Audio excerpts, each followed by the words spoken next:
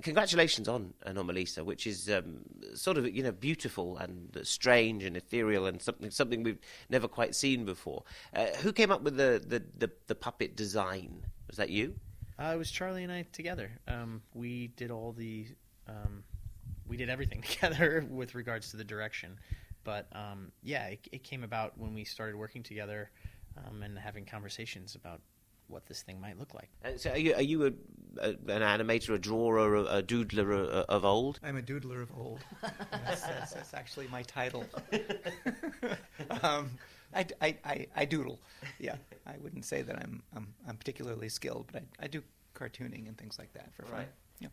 Because it's the faces that kind of give us the expression of the movie in a strange way, or the non-expression of the movie in a strange way, and that's what kind of haunts. Was it almost the face, the first thing that you kind of clung to, because that gives it the tenor of the piece? Yeah, the character design. I mean, the very first thing we did was get the actors back together and record the voices for the whole piece. And then the very next thing we did was start talking about the character designs, because that definitely, like, what these characters are going to look like is really going to determine the world and, the whole aesthetic of the film. Did the actors know that they were going to be animated, and into which sort of characters they were going to be animated, or is that something that you layered on afterwards and then showed them ta-da as a surprise? And they knew it was going to be animated. They didn't know what anything was going to look like. So I mean, it's a big leap then if you're experimenting with it, especially in stop motion. I think with drawings you can kind of rub things out and kind of say, with stop motion, it takes a while to create that world and make it. Speaking to the people like at Aardman as well, you're sort of your area for experimentation is limited by budget and time constraints and all of these things. So how long did it take you to get the world that you wanted? 6 months was it from in pre-production until we started shooting? So you knew what it would look like. I mean, you've done this. So I suppose Synecdoche kind of did the same thing, creating a world that was in your head and making it concrete. Yeah, I mean, the difference between this and Synecdoche is that the actors have to be built and designed, and everything in the world has to be designed and built too. I mean, you can't go to a location, which we did sometimes in the live action movie. Is every set has to be built, every prop has to be built, and the actors have to be built. How big were your locations? How big were your puppets? Michael is the largest, and he's 12 inches, which is equivalent of 6 feet in this scale. Right. So it's 1/6 scale, and everything's sort of proportionate to him. Yeah, even his willy, his penis. His penis is proportionate to his body. I like that you had to explain what Willie is. His willy. In case you didn't understand. You could pretty much say his anything and we would know. You could say his lampshade or his end table and we would know you meant his willy. We're British, so we like to skirt around the issue somewhat. But the puppet sex, it's very interesting, isn't it? Because it's tender and sexy, and that's the sort of thing that one doesn't see very often. It's funny. People are shocked by sort of how, I don't know, authentic it feels.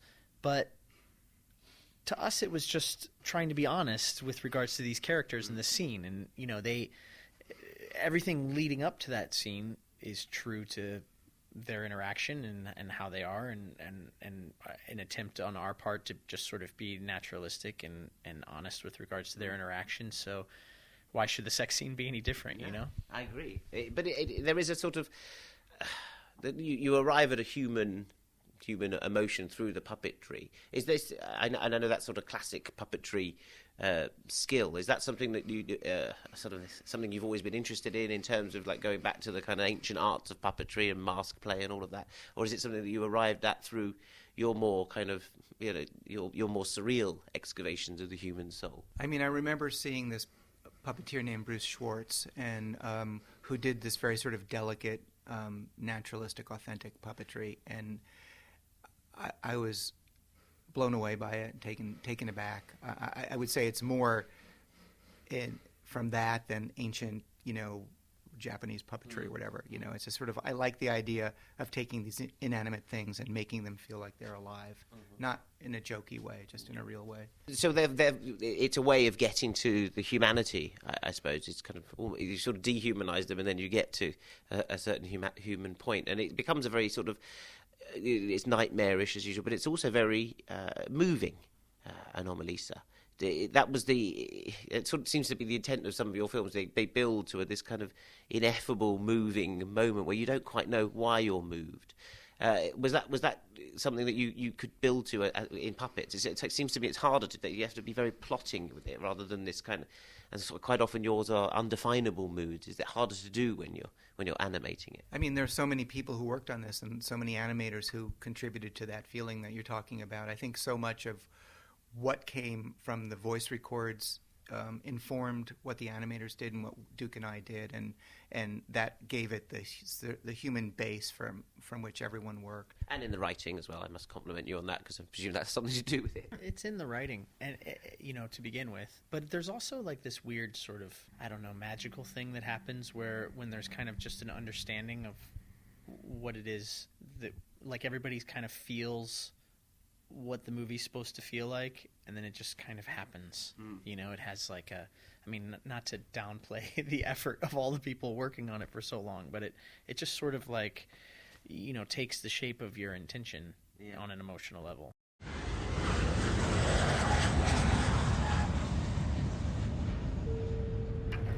Ladies and gentlemen, allow me to be the first to welcome you to Cincinnati, where the local time is 7:43 p.m. and the temperature is 68 degrees Fahrenheit. Sorry, I grabbed your hand. It's okay. It's a reflex. I'm usually sitting next to my wife. But I don't like to fly. I said it's okay. You can let go now, though. I wonder why you chose David Thewlis, an actor I hugely admire, a friend of this show, and he's tremendous, tremendous voice performance in it. But he's got such a sort of distinctive voice and such a sort of different kind of voice. He's actually done 2 stop-motion animated films. He did James and the Giant Peach, and then he did some sort of biblical Jesus story. And that's not the reason I chose him. I didn't actually even know that. I just wanted to work with David Thewlis. And so I called him when this opportunity arose to do this play, and he said yes. And then the character was British. Was the character British originally, or when you got David Thewlis, he became British? I think it became British when I had David. I mean, it was 2005 when I wrote it. I don't remember the exact chronology, but I wanted David, and I didn't want David because he was British. I wanted David because he was David and because I'd seen Naked. And I thought, this would be a really cool guy to get a chance to work with. Hi. Oh, my God. It's you. Hi, I'm sorry to bother you. No, not at all. Do you want to come in? Or? I was just looking for someone. I think I've got the wrong... Who's there, Em? It's Mr. Stone. Michael Stone. Really? Oh my God. Oh my God. Hello? Oh, do I look awful? I was just taking my makeup off. Oh my God. Ugh, don't look at me. Hello. No, you look lovely. I can't believe you're in our room. We came here from Akron just to hear you speak. Oh my God, please don't look at me. Well, I'm certainly very flattered. You can look at me. Emily. We thank you because you support British thespians quite well. Kate Winslet, Samantha Morton, now David Thewlis. You've got so many talented people over here in the theater. Holy cow. Is that why? Is that just because they're good, or you like the timbre of the accent some way? No. I mean, in fact, with Samantha and Kate, they both played American. No, I mean, it's just, you see these people in movies, and, I saw Samantha in Sweet and Lowdown, and it's the same thing with David and Naked. It was like, oh my God, I gotta, and then the opportunity came up, so I cast her. Charlie, Anomalisa, when I first saw the title, I thought, because I didn't know the play or the film, and I didn't know what it was kind of building up to, and I thought, this is it reminded me of Annie Hall, we're talking again, which was going to be called Anadonia at one point, and I wondered if Anomalisa was a sort of a clinical term for something. No. No. It is as it is in the movie. Comes from LA. Yeah. Did that strike you? I mean, you obviously you know your Woody Allen as well as anyone. Did that strike? Was there a sort of recognition there? No, I don't. I actually think that the name of the movie came from when I was writing the dialogue, and the character happened to be named Lisa, and there happened to be dialogue about an anomaly, and it just sort of made sense. I didn't. The title did not come before the script. Talking of Woody Allen, which I've just completed my book, Woody Allen Film by Film. There's no, I think we've spoken before about your Jewishness in your work, which is. Now I remember you. Yes, that's the guy. I know. Jewishness. Jewishness. Jewishosity. Yeah, and probably what I said to you is that I don't know what you're talking about. I imagine that's what I said. My rabbi, you said. Is that what I said? Oh, wow. That would have been much more clever than I don't know what you're talking about. No, I don't know what you're talking about. I mean, I am who I am, and I was raised sort of Jewish but secular. I mean, I'm not from a religious family. I don't, I think there's a tradition. Certainly, Woody Allen was very important to me, very important to me growing up, but so was Monty Python. Sure. And I don't think any of them are Jewish. I'm not sure. The Pythons, no, but Woody Allen, yes. So and me too. Can you explain in what ways he was important to you? Well, he's so funny. I mean, his writing. I mean, I loved his writing. When I was young, and in his films, but also his stand-up comedy and his books. I mean, they amazed me, and I don't know why. I just sort of thought, I want to be able to write like this. Is it as you said, the writing, the without feathers kind of prose style, those slightly Kafkaesque, surreal flights that he goes on, less so in the movies, but that seems to chime with some of the world you create. Yeah, and earlier movies have things like that, where they're sort of like this jokes for the sake of joke. That's what I'm sort of getting at. There's the tradition of Jewish humor. I'm not saying that Woody Allen is a big, as you know, is a big admirer of Bob Hope. I don't think Bob Hope is Jewish. No, Bob Hope he's as Jewish as the Pythons, they admire each other, the same tradition. But I'm not getting at like the Catskill Borscht Belt humor, because that's not quite your thing. But without it, I'm not sure that you would be able to exist. Yeah, it's hard to know.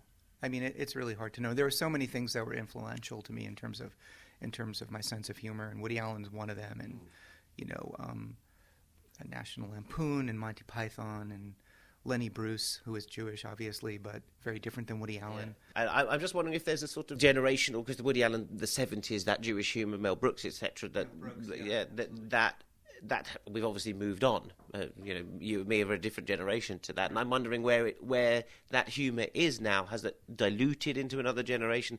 You've got the Seinfeld and the Friends and the Girls, even, which is a kind of even Judd Apatow has a Jewish strain of humour. I'm wondering if you not feel part of it, but I wonder where that tradition has kind of bled out into. I mean, I think Louis C.K. is not Jewish. I don't think, but I mean, I think he's got a lot of surreal stuff in his, especially in his movies, his short films and stuff that are really appealing to me. I don't know who else. I mean, Albert Brooks obviously is great. He's also kind of like half a generation removed. But I don't know. I don't know who's out there now. I'm trying to think who's out there. No, well, that's why I mentioned Judd Apatow, because he's sort of doing it in the TV realm. It's kind of in a very busy kind of way, but putting that humour into. I don't feel like a connection to Judd Apatow's work. I mean, not really. It doesn't feel like my thing. I mean, it's fine. It's good. I just is not. I like stuff that's sort of weirder.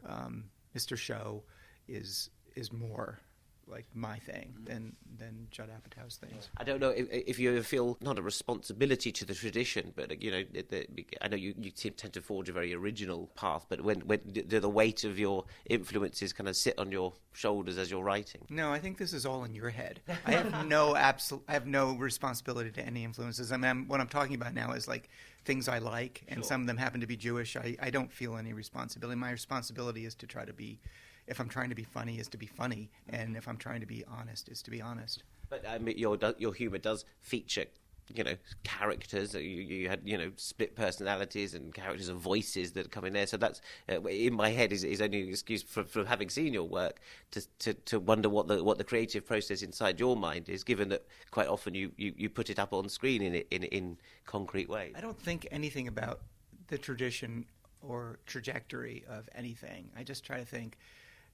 what's a cool way to tell this story? What's funny? What feels honest? And if if it seems cool to me, then I'll do it. And maybe the things that seem cool to me come out of a tradition, but I'm not consciously trying to put that tradition forward or anything. You've just come from the Oscars, I assume. Congratulations, by the way, on your Oscar nomination. How did you go? Were you at the ceremony? Yeah, we were. Yeah. Was it good? It was fun. It was good for us to just kind of go and celebrate the film and our road to the Oscars, our journey. It was sort of like, it felt like the last hurrah kind of of the film's award-losing journey. It must be quite surreal experience. The Oscars itself, I've been myself. It is a surreal experience seeing people, in dresses, famous people in dresses walking around, kind of in that kind of weird half character that actors and actresses inhabit when they're not on and when they're not really. I'll tell you, it's a weird thing. Everybody looks extremely uncomfortable, like physically uncomfortable, because they're wearing things that are just not comfortable to wear. Like the women all sort of look like they're walking on a bed of nails, like their feet are in pain and they're very constricted, but we're all sort of sitting in these chairs and pretending to kind of like be really relaxed and comfortable, but there's crowds and security and 1,000 police officers and helicopters and really uncomfortable outfits. I enjoyed it more for sort of what it represented. I brought my mom and my sister, and it was like, to them it was a sense of accomplishment of my aspirations to be an artist as a small child, and my mother as a single parent encouraging me to go off to college and be the first member of my family to get educated, things like that. And then it's like, here we are at the Oscars. No, and I don't want to tread on that dream. That's brilliant. I mean, it's beautiful.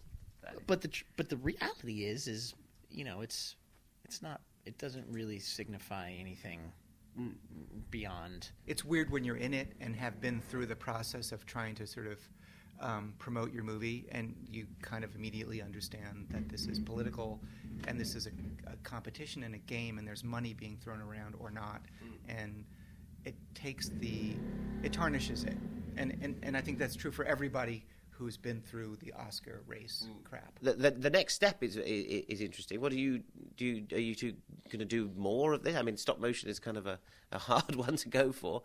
Beautiful. Aardman obviously to kind of do it on a regular basis. Is it something that you're now sort of looking at? And like Pixar have a built-in audience that we don't have because they're general audience movies. And so I don't know. I mean, it's sort of, we'd like to. We talk a lot about doing another movie together. We talk about doing a horror movie in stop motion, which I think would be really exciting and creepy. But, I don't know if we get financing for something like that at this point, so we'll see. Yeah. Because, Synecdoche was quite a long time ago now, 2007, was it? It came out in 2009, I think, or end of 2008. Yeah, it was at Cannes, 2008. Yeah. It's been quite a long. What I'm saying is, it's quite a long time. Are you a quick writer? Or are you slow? It's not about writing. It's about I can't get things made. I can't make a movie every 7 years, which is what it amounts to. I don't have that many every 7 years left. So I would like to speed up the process, but it's been tricky. It's been hard, and there's not a lot of people clamoring to make the things that I want to make. So. Yeah. Well, it annoys me because I want to see more. It annoys me more than it annoys you. Absolutely. Well, I'm glad that you're more annoyed than I am. I hope for a brief moment it was fun talking to you. Anyway, nice to see you again, Charlie. Congratulations, Duke, on Anomalisa, which is absolutely beautiful. I'm going to tell people to go and see it. Thank you. So your job is done here. Thanks, guys. Thank you.